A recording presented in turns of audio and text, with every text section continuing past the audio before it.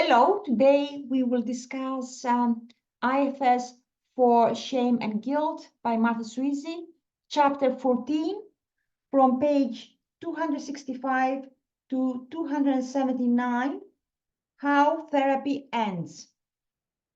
And let's take a moment and begin the discussion with our aha moments or our questions. And raise your hand.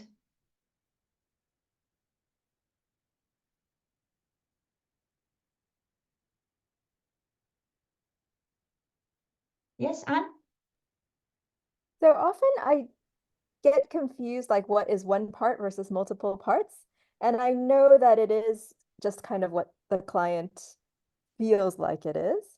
I had a question on page 273, which is the section with Walter. And Walter says, so then the therapist says at the top of the page, about 6 lines down. So if I'm hearing right, one part poses the question, what can I do to make a repair? And then another part says, you can't. And another one drinks, or at least wants a drink. And so as the context, Walter had drunk driving when he was younger and killed a woman.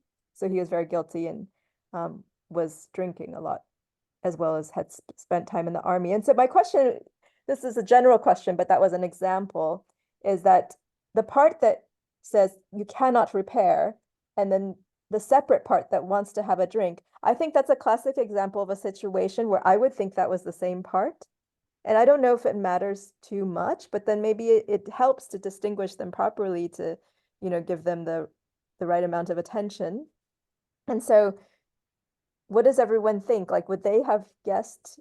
I know the therapist is just guessing because Walter can always say, oh, I think it's the same part. But in terms of guessing, would you think that the part that says, I cannot make a repair for killing the drunk woman, killing the woman when drunk driving, and then I want another drink, does that seem like the same part, or does it seem like different part? Because I would think they would be the same. I would imagine if I had that in myself, I would think, I can't do anything, I need to have a drink, I do have a few ideas. So it might be the same part or they might be different parts. But we need to ask the client. And normally, like for example, for myself, I feel the parts in a location. I feel like the part to my left and another one to my right coming up, coming up with a solution. So Walter is feeling enormous guilt for killing a person because he was drink driving when he was a teenager. And that guilt, that kind of pain is intolerable. And then he's got another part, he says, I'm gonna help you. I'm gonna soothe that pain. I have the solution for you. Are you up for it? I'm gonna take you out of that predicament, that suffering. Let's go and drink. Oh, no, drink. Let's go. What did he say? He was drinking further after the murder, or murder, not murder, the accident that caused the death. He carried on drinking, didn't he? Yeah. Yes, he did. Yes. Yeah. He carried on drinking. So that part, and we will possibly learn more in other books related to addiction. But yeah, I think it does kind of like, it's important to know our system, whether it's, but it might be that the same part might come up with a solution, but may not, often it's not. I think it's often is a part feels the pain and another part comes up with a solution with like, yes, let's drink and numb the pain. The other part looks, it's in a relationship. Does it make sense at all? Yeah, that makes sense, because I can imagine if the part who wants to drink is very just much more numb, much more like, oh, let's go into oblivion. That's quite a different feeling. That's quite a different set of feelings and states of mind compared to the agony of like, there's nothing I can do, never can I repair, it's unbearable, self-loathing. And I guess I can imagine a different situation where it could be the same part, where the drinking part is so still connected to the self-loathing and still drinking and still miserable. And in that case, maybe that might have been a same part example. But I can see how what you say, that more often it would be two separate parts, the drinking versus the Yeah. So I have my instinct tells me, but it is an individual thing. And so you could possibly also be right there. You have that part that feels so much pain and self-loathing and agony. And also the drinking part says, hey, I've got the solution. I'll make you drink and you'll numb those feelings. But also the drinking part is in a relationship. So the drinking part will feel some of that pain. And yeah, I see. Yeah, so they bleed over in what they feel. They do yes, hold some of each other's feelings because of the relationship. I see. Yeah. yes, Yeah. yes. I'm going to read a little bit the chat. Mark says, therapist. So I'm hearing right when one part poses a question. What can I do to make a repair? Another part says you can't. And another drinks, or at least wants a drink. Walter nods. And what do you hear between you can't make it right and let's have a drink? Okay.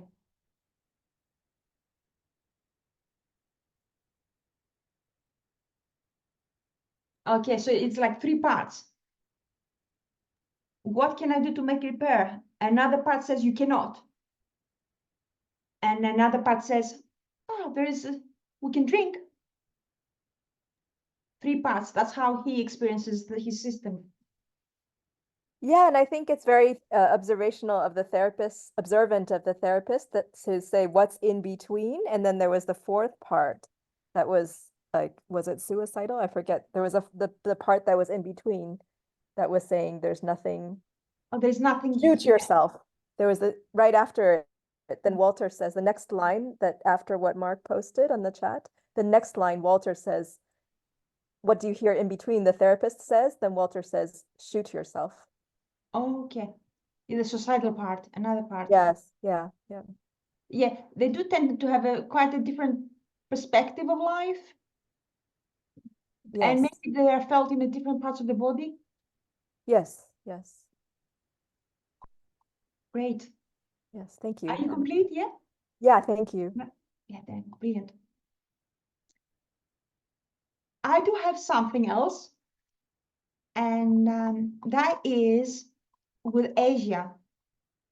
About closing the therapy. When a client wants to stop therapy, I need to find and stop the therapy, stopping too soon.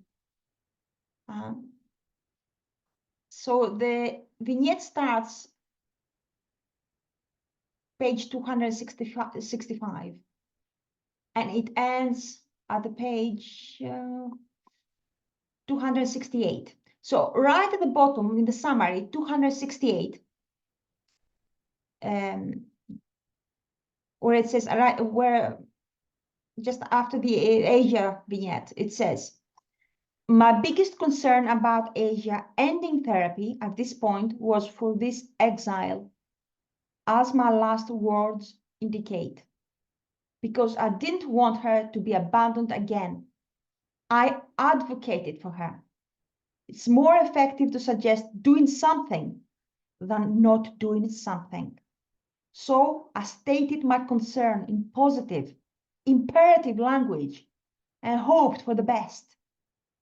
And so the therapist, she kind of like, she said, do not stop therapy. She advocated for her exile, for the part of her that felt the pain. Yeah? And she thinks it's important to do that, to state your concerns as a therapist. When the client says, oh, I want to stop, you can offer some pushback. That's what she says, advocate for their exiles. And how she did it is just, she's I will read exactly what she said to Asia. So the therapist says, stick with her until she's ready to leave the past and unburden. That's page 266. Okay, so therapist, stick with her until she's ready to leave the past and unburden. Then take a break. If all your parts agree, it shouldn't take long. But again, Asia is not up for it. No. She says, my business is an emergency. I cannot continue therapy. My business takes priority. And then the therapist replies, okay, here's another suggestion. We'll put her in a place that's good for her, and she'll wait for you. Then we'll check with other parts before we stop today. So the therapist said, okay, it's your last time, but we'll still try to take care of that exile in the best way possible. That kind of painful trauma feeling, let's put that into a safe place. Let's do something. But she initially said, let's try to unburden her. Let's try to help that painful part of you, that exile, and then stop the therapy. But yeah, so this is quite interesting. I think that the therapist voices the concerns and encourages the completion of the unburdening or of the work. What do you think, guys? Do you think it's important for the therapist to say, hey, let's complete the work, don't stop too early or something?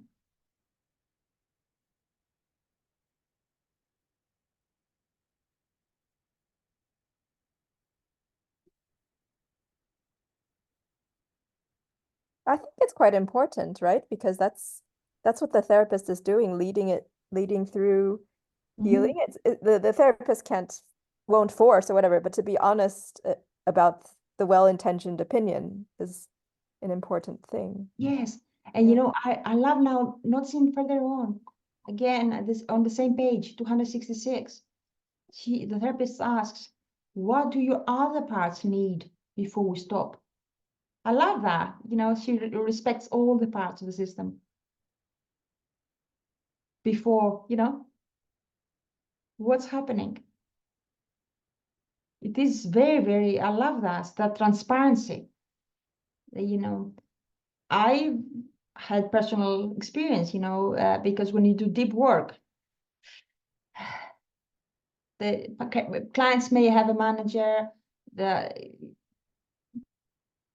they'd rather forget about their traumas, okay?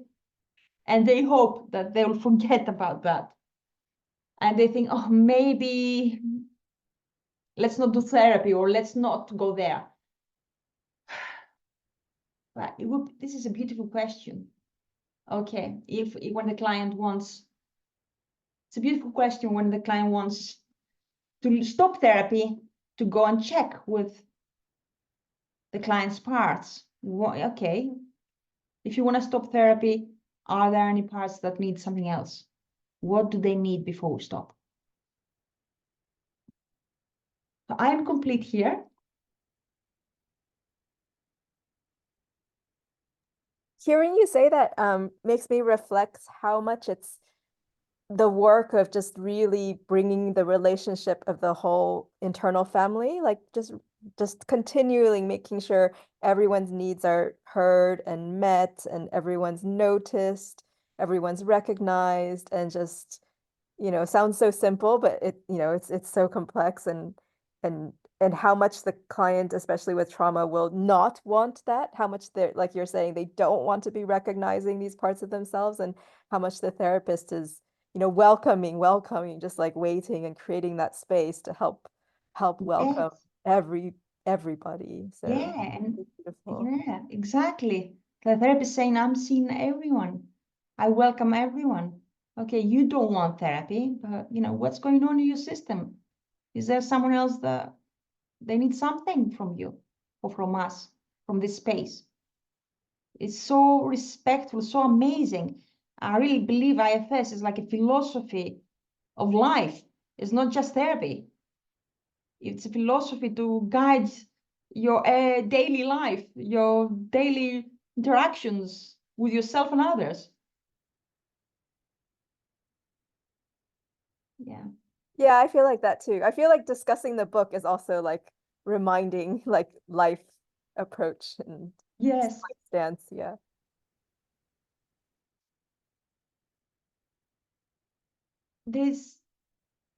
I'm complete with this. And there's another topic I would like us to discuss that it was quite incredible for me when I read it. And it is back to Walter. And I need to find it. 273, I think. Let me see. Yeah.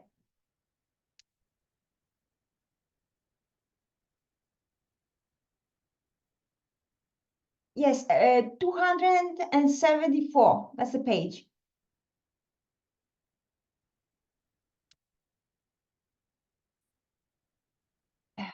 There's quite a lot here because, okay, so what happened? Walter killed a young person when he was a teenager with drink driving.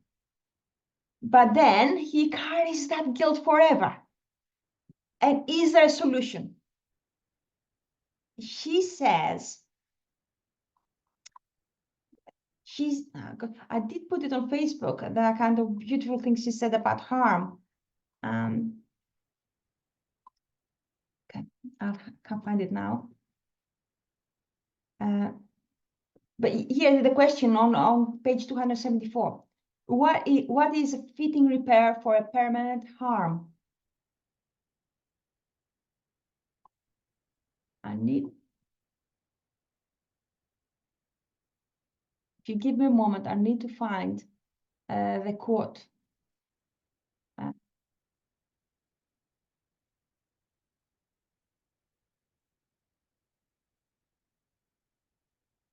When clients see through the eyes of the self, parts who have done harm don't seem bad.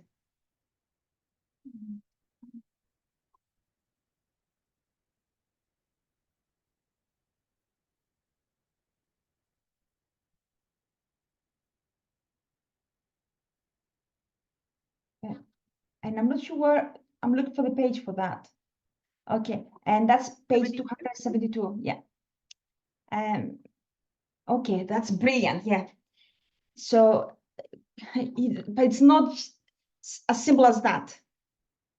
Okay, so Walter has done harm. So from the point of self, this part does not seem bad.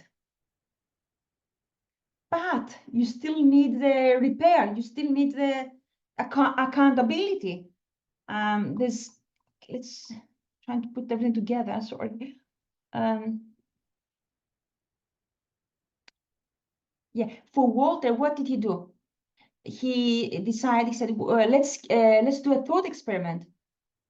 And then Walter said, "Okay, I will." He looked after, volunteered for rescue animals, didn't he? He didn't stop feeling guilty about the death he had caused, but he did build a community and stopped drinking, and he did feel he was making a repair every day. And he was doing something good every day. Walter found a shelter for injured wild animals where he could volunteer. He also joined a group that traveled around the globe to rescue animals who had been injured in oil spills. So he decided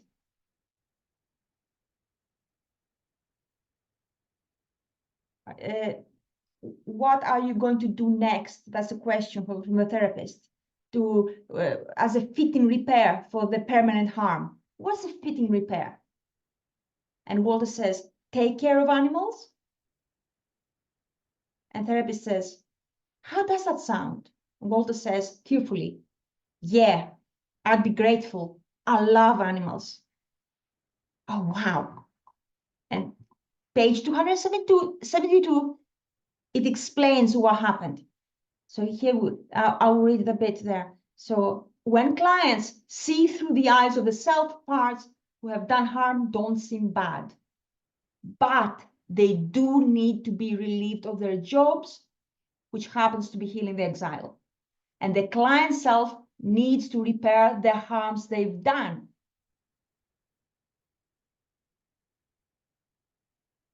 Manager parts who remain attached to the idea of punishment, that part is bad. You can't let it off the hook. May not approve of the client taking a benevolent stance toward firefighter parts who've caused problems. But compassion does not get anyone off the hook. Accountability and reparations are in order, even when harms are irreparable in the standard sense.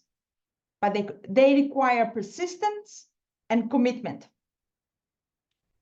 So it's not just enough to go and heal your exile, to go and be there for the part that caused the harm. Accountability and reparations are important. You're not let off the hook with a bit of compassion. Okay, all right, oh, good, great, no more pain. You're still accountable for the harm you've caused. You still have to repair in some way. So I love that. Accountability and reparations are in order, even when harms are irreparable. But the accountability and the reparations require persistence and commitment. It's very powerful, isn't it?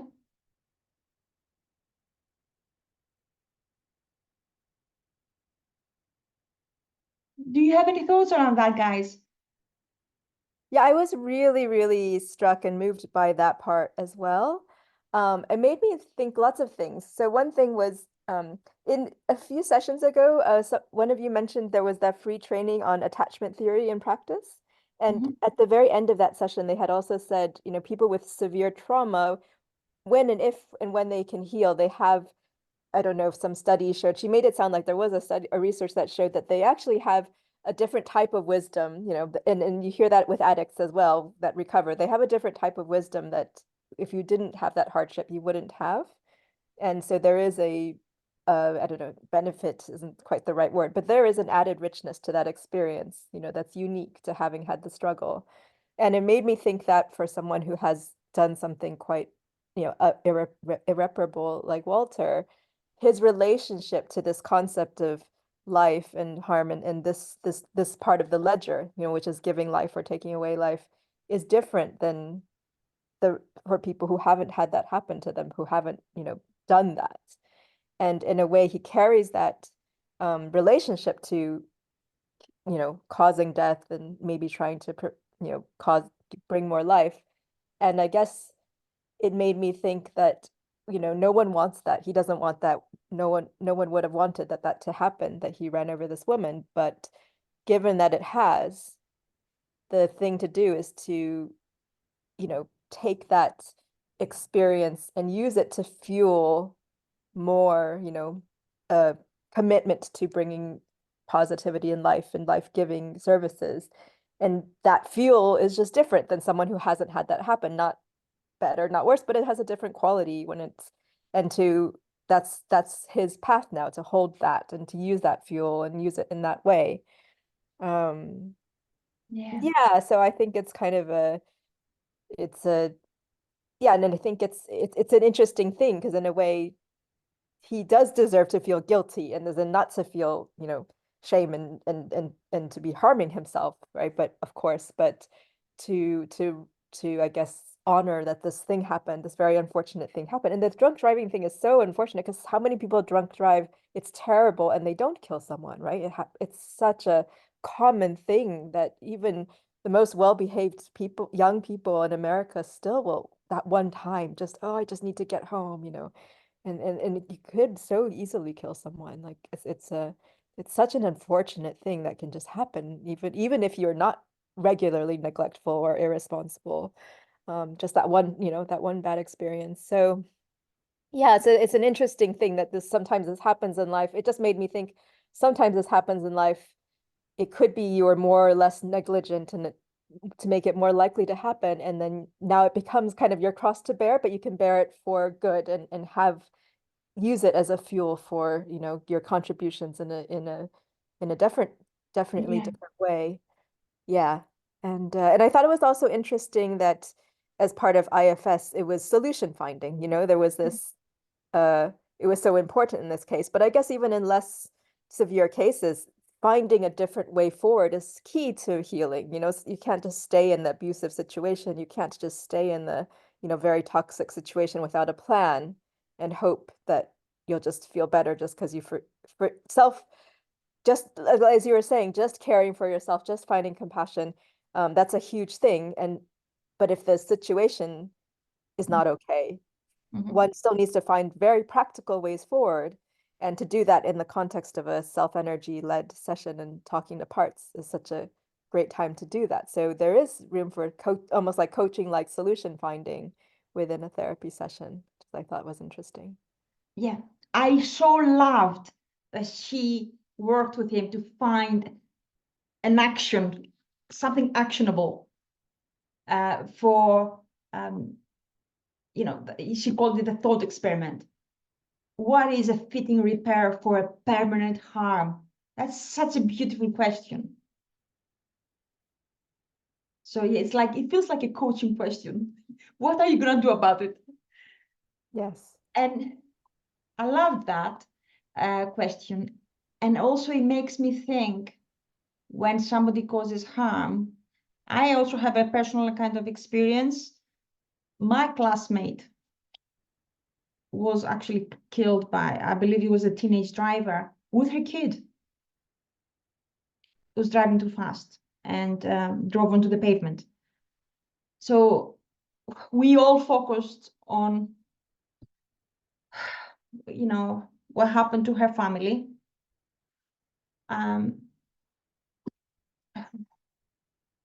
So she had both of her kids, and she herself and one of the kids was instantly killed by the drunk driver, or not drunk driver, teenage driver driving too fast. And her other kid is okay, but she couldn't speak for years. She just lost her voice after all this kind of, what happened in front of her eyes. But we, until now, I never thought about the driver. I thought I'm angry at this teenage kid driving too fast. But I never thought what's going on, possibly also, all the suffering he might be having as well. And there's so much to think about the people, the perpetrators, not just, when you drink drive and it's not intentional, you caused harm. But what about other kinds of harm people cause? I don't know. I'll go as far as to say, like Hitler or any sort of transgressions. What's happening in their psyche? And our society will not feel okay with saying, okay, if you say Hitler was my client, through the eyes of the self, parts who have done harm don't seem bad. Wow, that sounds so wrong. And yet, from the IFS perspective, even the worst transgressions, there's something going on from the eyes of the self, where you can have compassion even for those parts that have caused the worst crimes. And I'm not entirely sure how my parts feel around that. That's a really interesting point because I think if it's something like Hitler being in therapy, the question is, does he recognize yet what he's done? Because I definitely are people who do extreme harm who are not yet at all recognizing the severity or even to any severity what they've done. They could still be very much the parts that say, I was right, I was justified, the larger ends meet, justify the means. They could still be very much be in that state. So when they are in that state, I think they have to go through the full recognition of what they did. Well, I'm not sure there, and I'm not sure, because I think there's two things. One is the skill of the therapist to be patient and help the person, a Hitler-like person, explore the system. Because yes, there will be parts that they will not want to recognize, they will block responsibility, they will numb, whatever, they will dissociate. So there's the skill of the therapist to help someone explore the system. And it is also the willingness, because, Martha Sweezy talks a lot about willingness. Are you willing to get to know your system? So yes, they have to be willing. So I'm guessing he's not willing. Like it was interesting in the also that attachment theory series, they were saying a lot of times avoidant oriented people don't show up in therapy, which I guess everyone here knows that they're not aware, right? They don't think there's a problem. It's because they're not, connected to any problematic feelings, because by definition they've shut them out. So yeah, so the willingness piece. Yeah, I mean that's exactly what I was trying willingness to say, yes. And some parts maybe not recognize that they've done harm because it's too painful. Maybe they have dissociative parts. So it's okay if they think they've done nothing wrong. It takes patience, and they can explore their system, what's going on, what blocks that accountability. Yeah. Yeah, what I'm thinking about here is I'm gonna, be a little bit transparent with what I'm thinking. Like on Netflix, there are a lot of programs about people in jail, people who've committed horrible crimes. And Dick, you've heard, guys, about Dick Swartz's position. Even people in jail, there are no bad parts, as he says, no bad parts whatsoever. Even if somebody who's committed the worst crimes ever, there are no bad parts. Can you imagine? I mean, I wouldn't even want to imagine. But from the stance of IFS, there are no bad parts. Even the parts that have done harm, they don't seem bad from the point of view of self. Even the people that are in jail for any kind of thing, murders and pedophiles and all that stuff. What's going on in their system? And I don't know who will have a strong enough stomach to be a therapist, to work with them, even if they're very willing to do their inner work. But in an ideal world, we will be helping everyone to get to know their system and the motivations and everything about our system. In a past life of mine, I worked in a high security prison. And so I met with serial killer. Well, one was a serial killer. Well, no, killed two people. And when you're faced with a person, you're not thinking about that. You're faced with the person in front of you. So there's that issue. There's also a few months back now, another PESI course, which was excellent. And it really got me to thinking. It's not available now for free, but it was on anger management.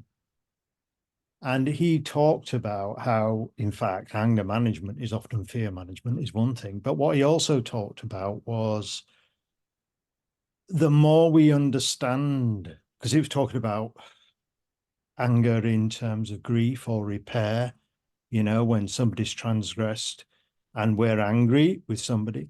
He said the more that we can, and he did it in a very deep way, the more we can walk in that other person's shoes or perhaps see things from their point of view, then we reach a point of acceptance where we can let go. Can happen in a lot of cases, he said, and it was to do as well with getting into seeing that, we are where we are. When we were like with that guy in that cell, when I met him, I was just sat there. I was there. He was there. That was the reality in that moment. And we had a conversation. And I wasn't there to judge him. I was a bit sort of like taken aback, but I keep that in my mind. I just listened to him. And I've done a lot of research in the past on what is prison time. you know, that's why they're called penitentiary in America, penitent, to change, transformation. Is it people, well, people are, I believe, capable of transforming. The reason I mentioned serial killer is when I did my dissertation, which was for my master's on this area of growth and transformation, I looked in some depth at Son of Sam, who is a serial killer in America, who has become a Christian. And he gives talks in jail about that. And he's changed. So from his point of view, my question will be, well, what about the family? And what about those who, all those other issues? But people can change. Penitent. There is a possibility. Prisons were originally set up as a place where people could reflect and do penance for, and to be able to change, possibly. So I do get what she's saying. And in terms of like things like addiction, when people do like drinking, if people got alcoholism, when people, there's one of the sayings of the 12 step, which reflects what she just said, which is, we don't regret the past or wish to close the door on it. In other words, the past becomes a way of us helping other people, because we come to accept ourselves in our journey, and we can then share that with others who are still struggling, for them to be able to perhaps come forward so that when I read that in the book, in this book, it reminded me of that, that people with a lot of crimes are committed under people with addictions. People steal for the drugs. People kill people through drunk driving. But that's because of the addiction, not because they go out. This is the case of Hitler is a different question. I've not looked into that much depth of that, but I suppose that guy on that course the other month would say, for everybody, we can perhaps, I don't know. I mean, I'd have to give more thought to that. It's not, but from what I've looked at it so far, I do agree with what she says, that we can reach a point where, what she's saying is we are in self, and that we can then have a perspective from the position of self, or, and this is where the spiritual angle for me will come in, the greater self, if you like, what if you want to call the higher power, the God, the people have different names for it. The more understanding you have, which is what that guy said the other week, and he came from a Buddhist angle, actually. Well, he wasn't Buddhist, but he used principles from that, saying the more we understand a situation or a person, the more we can perhaps accept. We come to acceptance, and therefore we resolve our anger issues. It was one thing he said, and it was a very powerful course. I'd say it's worth buying, even it was a 2-day thing on PESI, but it's past now. It was free for a few weeks. So yeah. And the attachment issues. Yeah, I was going to mention that attachment course, which just finished yesterday. I just got it in time. I watched the whole thing on that, and the dynamics of attachment and whatever our attachment style is as well, would give us some understanding of why people behave the way they do. And that, the more we understand our attachment styles, the more we understand our behavior, the more we come to an acceptance as well. So, yeah. So what is a PESI course, Paul? Just curious. PESI on attachment? Or who is which one? The attachment one was Linda Cundy. It just finished, unfortunately, yesterday. It was free for a month. Yeah. It was on attachment for. Yeah. Great. Just for trauma. But I already bought that course because I did it a year ago. It's so good. I already had it. But the other course was on anger management. That was about 3 months ago by Pavlov. He's actually he lives in America. He's actually from Moscow. He's a Russian guy. So it's fascinating, his angle on things. He was really thought-provoking for me anyway. So yeah. Great, thank you. And Paul, you made me think about certain things, like you said you worked, you've met somebody, a serial killer. Mhm. And it was like, you know, you were there, like, and you were just having a discussion. Well, it killed 2 people. I mean, he wasn't a serial, but yeah. Anyway, Yeah, yeah. still like more than one. So, still, and here's the importance of the therapist doing their own work, because, like you said, something very beautiful. You know, you went there without judgments. And if the therapist goes to therapy and has got judgment parts and is not in self, and there's an agenda, that's a big problem. In fact, once again, it was another PES course, but I read this years ago when I did my deeping into learning person-centered therapy.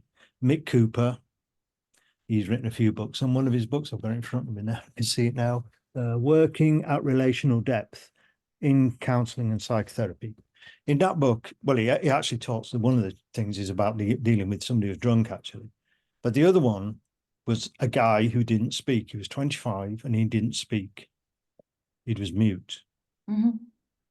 And he goes through the whole case study of what he did with that guy. And person-centered, part of person-centered is to not have judgment. It's unconditional acceptance. That's the approach. He turned up Mick Cooper, the counselor, turned up every day with this guy. The guy said nothing for 25 sessions. Until one day he said, "Would you like a cup of coffee?" And Mick Cooper said, then the work was going to begin because, and this was when, then the pain was going to start because the guy had killed in Iraq a family and the children.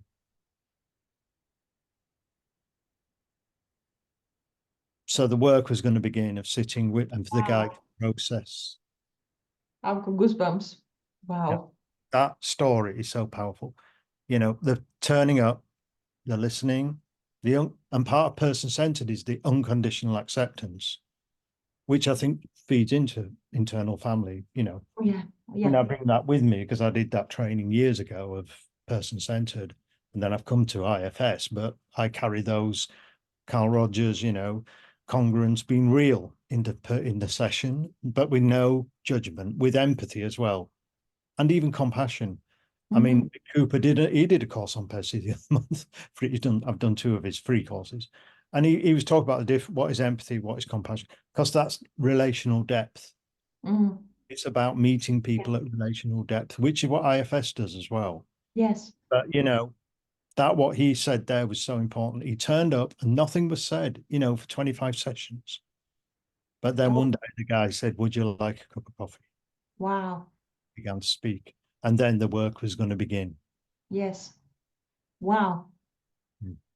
I think there was a lot of work done for the 25 sessions to Well, get by the turning up, because the trust was built and the something. trust. Yeah. Because he was talking, Mick Cooper would have been talking and saying stuff. Yes. For And that you know, hour. Yeah. the non-judgment aspect of the therapist. Yes. Which is part of person-centered. That's one of the principles of person-centered counseling, is unconditional acceptance or compassion, or empathy or compassion. I mean, that discussion of what those are, the differences and all that. So, but yeah, that story always remains with me because it's so powerful. But that's the same. He was 25-year-old soldier in Iraq, killed a family and children, and went mute. But then the work of the processing began. Similar to that story, reminded me of it in what Sweezy said. Yes. And you know, with IFS, you may still have judgment parts coming up, but you need to be skilled enough to ask your parts to give you some space whilst you are supporting the client. So Yeah. they're not shamed into non-existence. You're okay to have parts that judge. If that makes sense. Yeah, that's the IFS perspective, my understanding. Yeah. So yes, wow. Powerful discussion. Thank you so much, Paul. That is wow. Thank you for sharing all that. Okay. So, and Mark put something in the comments. He says, yes, willingness. Sociopath and extreme narcissist would not feel any guilt and would not be willing to see what they did wrong. No access to self. Now, I have a quick little comment there, and I think narcissists and sociopaths, there might be parts. That's what I think. Those could be a narcissistic part or sociopathic part that takes over. So yeah, that's my idea, but I'm not sure. Anne, did you put your hand up? Do you want to share? Oh, I had a question about a different question, but I do have a comment about the sociopath psychopath thing. There's a they have studies, the neuroscience studies of psychopaths, and they do have different brain chemistries. It's both nature and nurture. Yes. And then there's this professor at UC Irvine, and it's a story he's told a lot, so maybe people have heard of this, where they were doing scans of psychopaths and non-psychopaths, and he needed more people from his family to have to make up the non-psychopath patient group, you know, or the participant group, and then they double blinded everyone. And then they found one brain that was like in the non-psychopath group. And then he was like, this is clearly a psychopath brain. So clearly this person should be in like, you know, category 1 prison. And then the researchers who did the studies hands-on, he was the leading professor. The researchers said, oh, no, it's perfect. You know, we didn't make a mistake. This is definitely someone in your family. And so he had to unblind the study, and it was himself. So he realized that he had the brain of such an extreme psychopath. And it's funny because his family, then when he told his family, they were, oh, not surprised. You know, they're like, not surprised. And then when he looked in his family history, he had so many serial killers. Like his grandpa was the first matricide case, and then he had a great grandma who was a serial killer, like many. And so he was saying that there are just so many different genes, different ones coding for competition versus pro-social behavior. And in his case, because his family was quite stable, quite caring, he did still develop enough pro-social tendencies, as in wanting cooperation, even if he felt very much instinct to manipulate, to do power. He would recognize that and try to stop it. You know, he said his wife didn't like it that he does that. So he had the instincts to want to, but then he also was able to, you know, try to work against it. And overall, he has not committed crimes. You know, I don't think, you know, he's a professor at UC Irvine, so, and talks about this very publicly. So I think it's one of those things when you have neglect, not to mention abuse, and you have that tendency already, like maybe your natural wiring is toward competition, toward power-oriented parts, then the combination together might just create such an overwhelmingly, you know, aggressive system that causes this kind of violent harm. And I don't know, you know, I guess, you know, I think with IFS, the belief is that even the most psycho killer, serial killer, there is a self in there. Whether we get there or not in this lifetime, we don't know. You know, that's the idea. I don't know how much. I'm not sure. You know, I don't know. Yeah, but that's what I know about or that's what I've heard about brain wiring and tendency towards psychopathy and things like that. So I have a comment on that. So Frank Anderson is interested in neuroscience, and he says when you do IFS therapy, the wirings in your brain change. The physical reality of your brain, the physical wirings, connections, they change. Your brain changes. So I'm not doubting that there is nature and nurture both. You know, you have maybe you have the tendencies, the sociopathic or whatever narcissistic tendencies, and the environment helps those tendencies to show up. Yes, you get both together, and then you create the perfect conditions for sociopathy. And if you have approaches like compassionate approaches such as IFS, then your brain will look different for people who are very compassionate around you. So it's not clear cut. Yeah, yeah, absolutely true. And there's so much research showing that mindfulness changes your brain and even gene expression. And there's so much link between what IFS is trying to create in ourselves and that kind of compassionate way of being. So yeah, yeah, absolutely. Yes. And it is interesting how some people are born totally different. And I'm glad that professor didn't turn up to become like a serial killer. But Like his grandparents, yeah. yes. What is the university again, you said that? UC Oh, UC Irvine is Irvine. yeah, so if you just search UC Irvine professor Mhm. psychopath, you'll find him. Yeah. Okay, great. Thank you.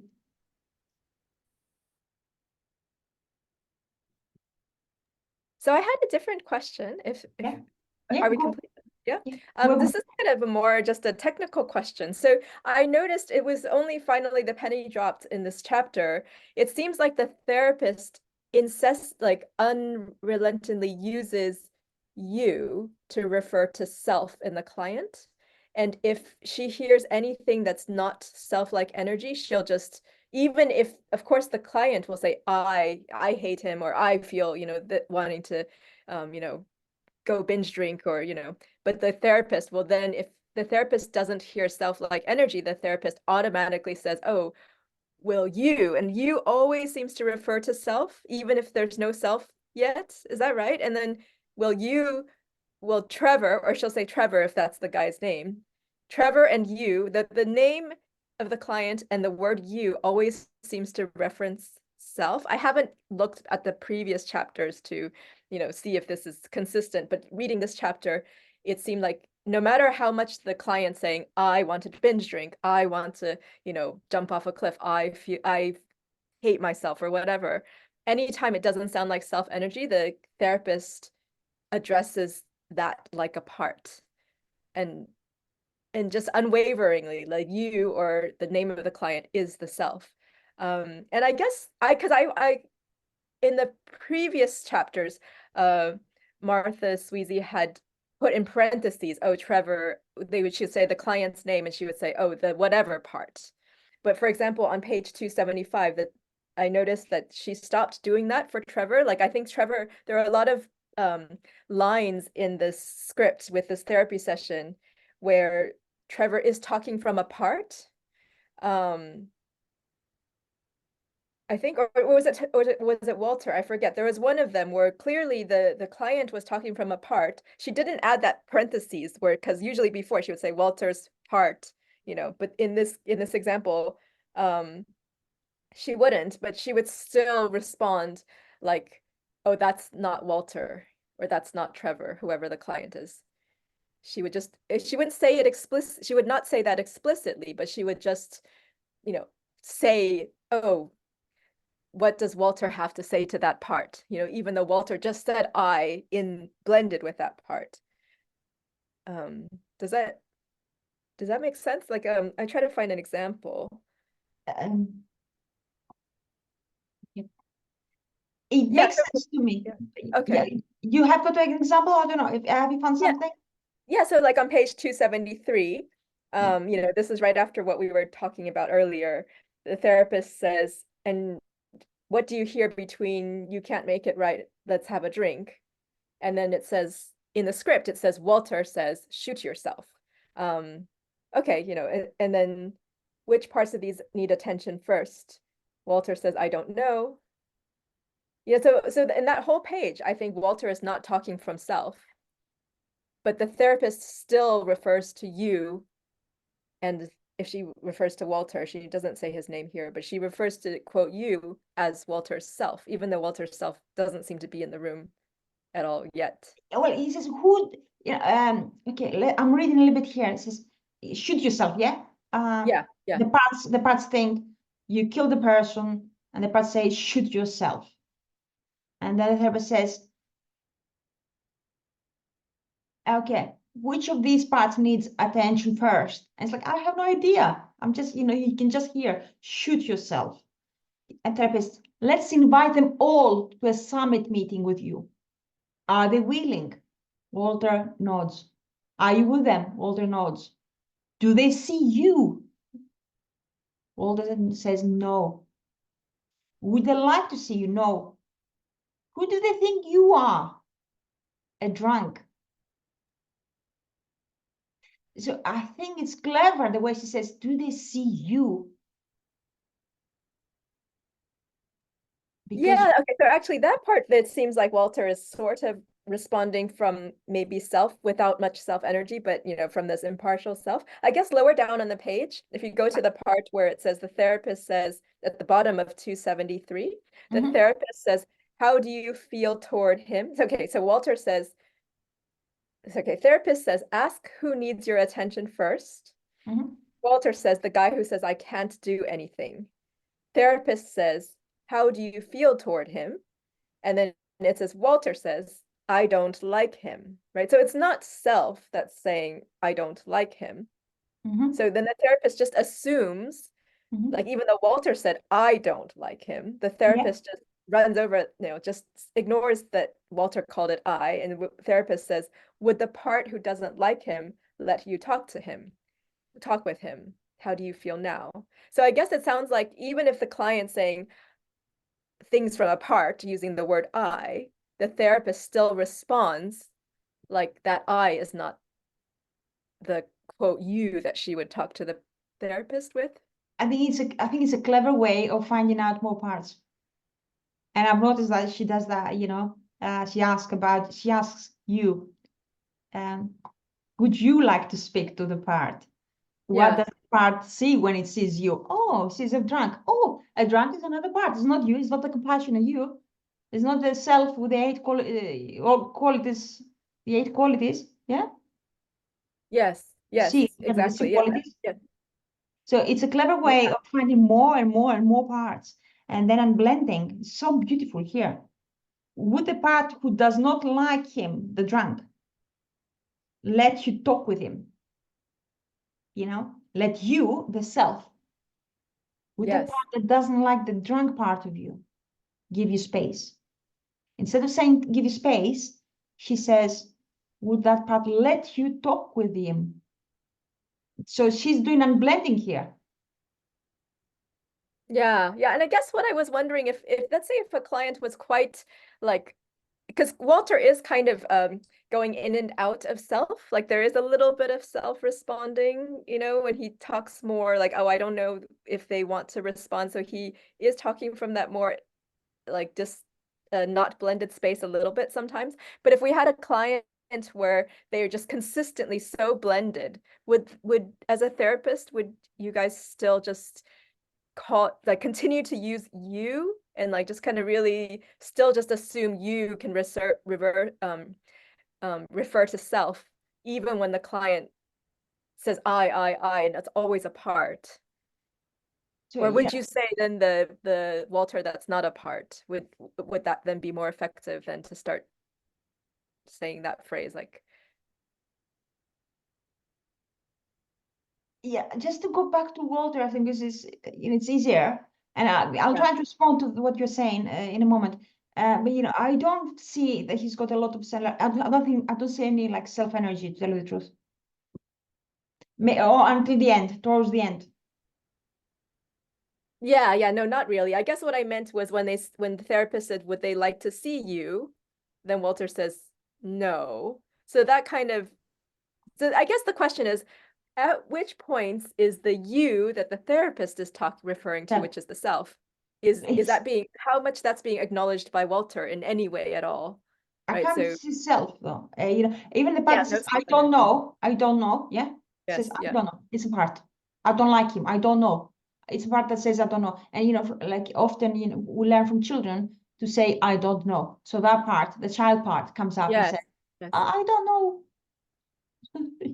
Yes. It's a way out kind of thing.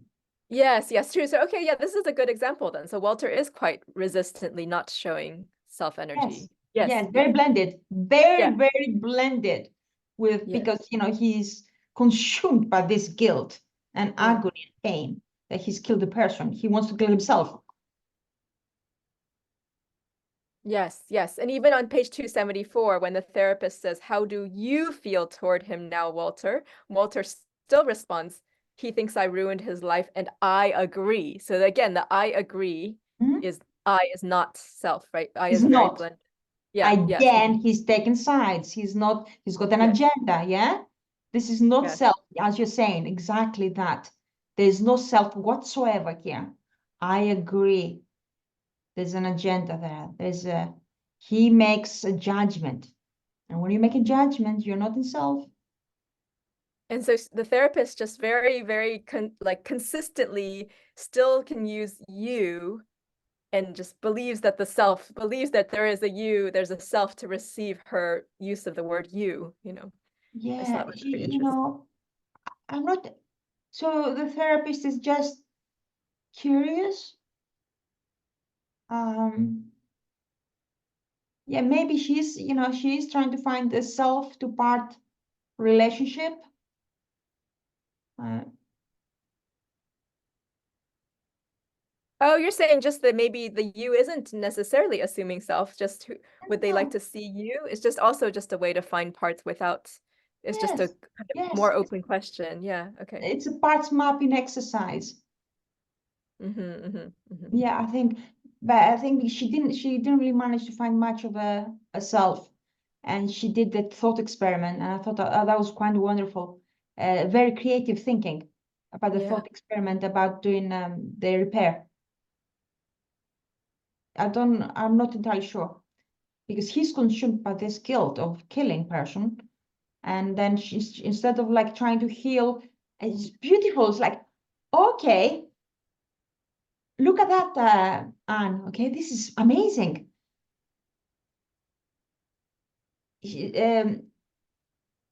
Would, okay, would the part who doesn't like him let you talk with him? Uh, okay. Uh, okay. There's a part that can't do anything. Okay, they can't do the repair, and the therapist again tries to find, okay, page 273 at the bottom. Again, the therapist tries to find self, a relationship between self and the part that cannot do a repair, cannot fix the situation.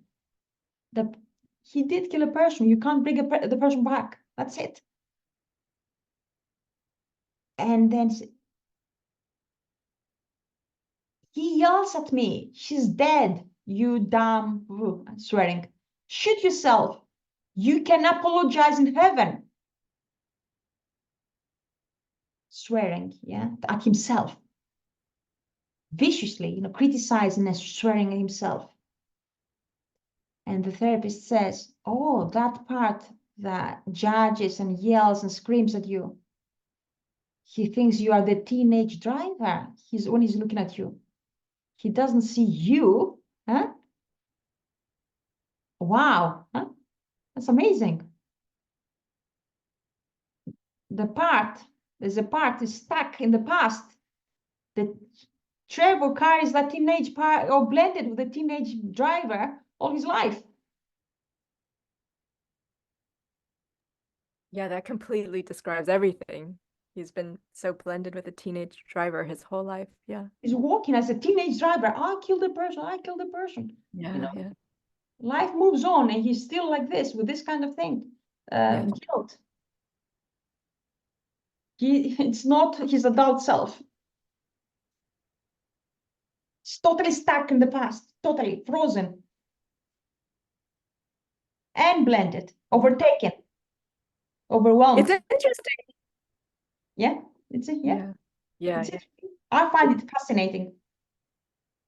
Yeah, and actually I'm noticing now, so on page 274 where she does the thought experiment, in a way, yeah, I don't even, it's not clear that she reached any sense of self. It was almost like a logical, rational, like, okay, let's just go to career counseling here. What's the best way to move forward in your life, and then he comes up with this way forward.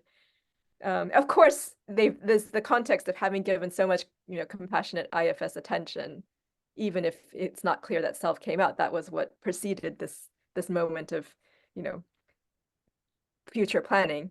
But it's interesting how without any obvious connection to self, even though maybe still just that compassionate attention set the groundwork for him to be able to have this insight for what he can do in the future.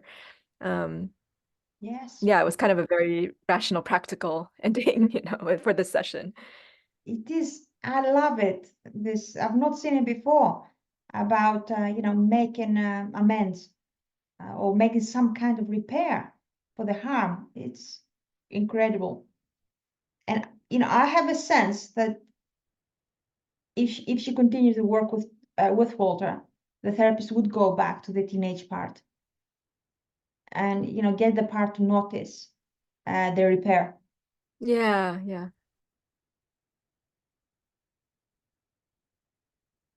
I think it might be easier to get into self-energy once the repair is on its way, once he's doing the repair. Yeah, absolutely. Yeah, this is what also made me think that a lot of times the context, or at least there has to be a hope for practical context shift on the outside. Like if, say, someone's in an abusive relationship, there has to be a plan for how that situation is going to change potentially before the significant full inner healing can, make more progress beyond a point. Yes. Some actions can lay the ground for inner healing or make it easier, lay the path. The repair actions, yeah. So about abusive relationships, I'm not entirely sure. They do need safety. Safety action is more important than therapy. Yeah. Yeah. So in an abusive relationship, you have a protectors for a reason. If you have an angry protector or whatever, and maybe those protectors saved your life, so you don't want to get rid of them. Yes. That's a poor example. I guess what if is the case of someone, they don't like their job, they don't see a way through, they're depressed because nothing's fulfilling in life and the job is taking up all their energy, Yeah. And so in a way, to have a plan for how to shift to find more time freedom, let's say, maybe is important also for some sense of Yes. yeah. Yes. Mm-hmm. This is what actually I'm doing myself, because I love IFS and I like to connect more in my own system with she talked about positive reinforcement in the area chapter 13. So I would like to connect more with my parts that are responsible for positive reinforcement. So I'd like to get to know really well my planner. I'd like to get to know really well my gratitude part, because those parts energize me. Yeah. Yeah, that's so beautiful. Yeah, I think I was thinking that too, that a friend was describing a therapy session where she had achieved something that helped her overcome an insecurity that she had a long insecurity about. And the therapist really made her stop and feel in her body. She's like, what's that feel like in your body? A very IFS like, but she does use IFS as well, but she didn't say that explicitly, but just really get to know that feeling, thinking about, that moment of feeling, that you have efficacy, that you're able to do something that you previously thought you could not, and just get to know that feeling inside you. And I just thought that exactly about IFS, that'd be amazing to also just spend so much more time getting to know positive parts, right? Because that's just important. Yeah, I love that. Yeah. I don't think it's been addressed in IFS so much, because the parts that are doing harm, their behavior is doing harm. They're good parts, but their behavior is harmful. Once you heal their traumas, then their job roles changes into something beneficial for the system, healthy. So yeah, and there's still so much more nourishing and encouragement to do in terms of relating to parts to help them flourish even more. Right? So yeah, that's a wonderful thing. I'm still kind of, do we have to wait until the entire system heals before we let go of unhealthy behaviors? I mean, it would be nicer if we try to encourage and support our system with the positive reinforcement. Yes, yes. And here, I want to recommend a book here, Feeding Your Demons, Ancient Wisdom for Resolving Inner Conflict. Ch14. She talks about the concept of an ally. So she calls parts demons and the positive reinforcement parts allies. That's lovely. Can you put the link, put the name? Someone Yeah, in the yeah, Feeding Your Demons. Yeah, that's it. Ancient, yeah. So she helps you create or invite into your system an ally. Yeah. Brilliant. Yeah. So there's one last little thing I would like to just quickly, it's a summary of don'ts and do's in IFS therapy. Just read it out if that's okay, because I think that's important. And since we've been talking about willingness as well, I'll just go through it quickly. So page 277, a summary of don'ts and do's in the IFS therapy. Don't worry about changing. Focus on willingness. Don't try to change anyone, okay? Just focus on the willingness to be here, to be there, to connect. That's how I understand it. So don't worry about knowing. But what you do, you ask questions, get curious. Don't worry about problem solving. Be patient, wait, she says, wait. And therapist and client, being patient is a quality of the self. Don't worry about working, be curious. Don't worry about empathizing, be compassionate. And then the do's. Do pose hypotheticals to avoid arguing with anxious naysayer protectors. I like the what if or the thought experiments. Those are hypotheticals. Do redirect projections with a U-turn. I absolutely love U-turns. Somebody triggers you, look inside rather than blaming somebody else. Do argue that protectors should try and blending and meeting the self. Clarify why the self can help injured parts. The self is not a part. The part is not bad. A bad thing happened to it. The past may not end, but the injured part can leave the past. And that's the end of the summary. Do you have a favorite, guys, here from that summary? I think the empathizing, don't worry about empathizing and be compassionate is very, very big thing. I think a lot of times empathizing, yeah, I guess it's also part to activate. The activation is also a type of empathizing, but I can get stuck with the empathizing. I feel like I kind of get a little bit stuck in a way that's not helpful. So that's very helpful. Okay. I feel I have a part that empathizes and get tearful sometimes with clients. But it doesn't really, I'm okay with this part. Yes, yes. I think it's if it's something, yeah, why did I say that? I think if it's, I guess I'm thinking of situations where someone has something that I feel really bad about, like a health situation, something that's like, oh no, that's really bad. That's really bad. And then I won't know what to do. And then it's that kind of situation. Yes, yes. Oh my God, I totally get that. I felt like that when somebody's, okay, I'm gonna say that now. Somebody lost a child back before my IFS time. And I felt all the empathy in the world. But I felt a lot of her pain and I couldn't, it was overwhelming to my system. Yeah. Very much. Because if you are compassionate, you can support somebody. If you empathize and you take over, this kind of grief takes over your system, their grief takes over your system. Yes. You can't be there. Yes. Yeah. And yeah. And Mark, you put the don'ts. Yeah, don't worry about.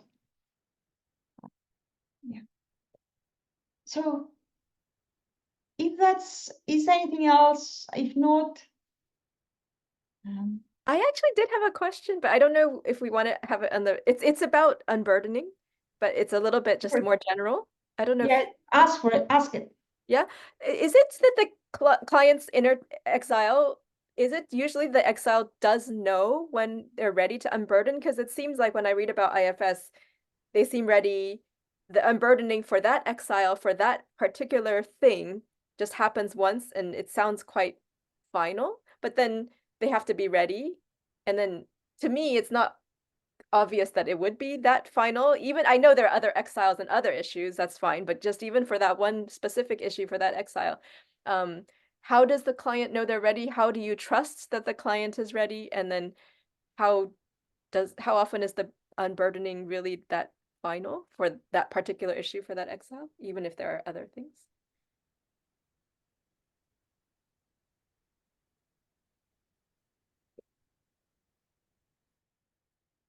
Does anyone want to answer around that? I do have some, I think some stuff coming to my head, but unburdening exiles, anyone?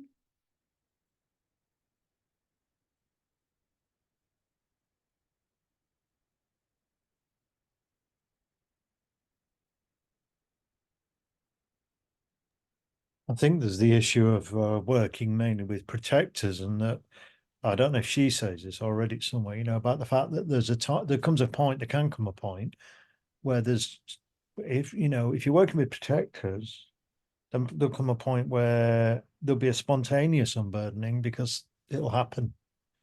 I read that somewhere. I'm not saying that's the only way that there's the unburdenings, but that is one thing that can happen. So a question of whether they're ready, yeah,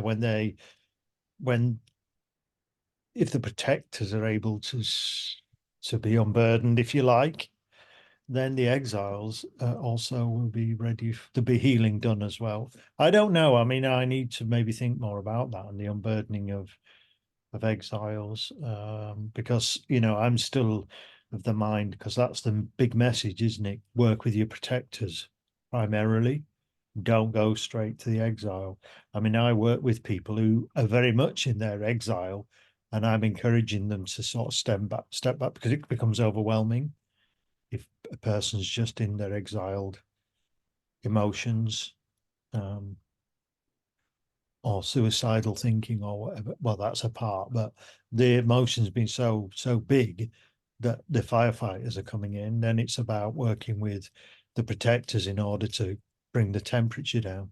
Back to what Twombly's, I'm digging into Joanna Twombly again quite a lot these days, because she talks about the things we need to do to bring safety and into the situation. But in terms of unburdening, yeah, that's how I think of it. That's where I am with it at the moment, but that's not necessarily the only place. Yeah. So, yeah, thanks. Oh, thank you, Paul. Yeah. So again, I think it's a very individual thing. I used, my experience with parts therapy in hypnosis. I was doing unburdenings, and for simple phobias, you can unburden and have lasting impact, outcome, whatever effects, just with one unburdening. But if it's a simple phobia, okay, one like a spider phobia or a height phobia, something simple, one session, 1 hour, and sometimes even half an hour, and a person can get rid of their phobia. But it's the client knows best, and sometimes you may have to go to the same exile again and again and again to help it unburden. Now, here is what I love, what Mike Elkin said in one of the trainings. He said, when you see the exile, even if you don't do any work with it, it is no longer an exile. Yeah, it's no longer exiled. You saw it. You connect with that, you can see the pain. It's not hidden, it's not, the protector hides it away. But once you make it even the first contact, something happens. So you need to keep checking with the client. That's the final question, the final answer to the question, I think. What do you think about that, Anne? Yeah, thanks. I guess it varies so much. And I thought it was interesting also what Paul said, because I think that's what we talked about if when you go to the exile quote too soon, and how it naturally will unburden if the protectors have had enough, self energy in a way. And then yet there's some parts of this book where it seemed a bit like the question was, are the protectors willing to step aside? Maybe they haven't been fully addressed, but once you heal the exile, I don't know if I've interpreted it too extremely, but there was a little bit of a sense like, as long as the protectors are genuinely willing to let self take care of the exile, then healing can progress. But I guess it's not so simple, in the sense that there are many systems where even if the protectors see you give compassion to the exile, protectors still also have their own healing that need to be done before they're willing to fully. I mean, I guess part of what Martha Sweezy has said was, if the exile feels held with self, typically the protectors naturally relax. Whereas what Paul said I thought was very interesting, which is, if the protectors are fully, held with self energy, then naturally the exile gets, potentially unburdened almost naturally as the protectors are relaxed. So that in a way, that's the opposite way. Yeah, I don't know. I mean, I had a personal experience where I had an exile, a protector. The protector was blended with me, like feeling of unworthiness. And as soon as my therapist helped me unblend from the protector, and I was holding there the protector and the exile, and self was there. Wow, it was a magical feeling. And I didn't really have to do any work with the exile. I just had to hold both of them there. So Mark? Yeah, I think unblending is the key.